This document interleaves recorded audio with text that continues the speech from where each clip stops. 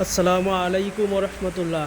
আজ 25শে জুলাই, রোজ শুক্রবার, সময় বিকাল 5 ঘটিকা।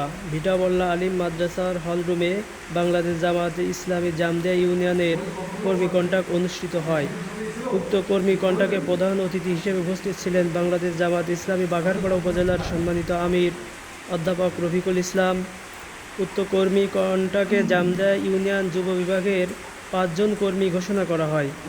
তারা হলো যথাক্রমে মোহাম্মদ জিন্নুরাইন, জামদিয়া 1 নম্বর ওয়ার্ড; মোহাম্মদ মাহফুজ হোসেন, জামদিয়া 1 নম্বর ওয়ার্ড; মোহাম্মদ সিরাজুল ইসলাম, জামদিয়া 2 নম্বর ওয়ার্ড; হাফেজ পিয়াজ হোসেন, জামদিয়া 2 নং ওয়ার্ড; মোহাম্মদ রিয়াদ হোসেন, জয়রামপুর 9 নং ওয়ার্ড। জামদিয়া ইউনিয়ন যুব বিভাগ থেকে 5 জন কর্মী ঘোষণা হওয়ায় মহান রবের দরবারে শুকরিয়া আদায় করছি, আলহামদুলিল্লাহ।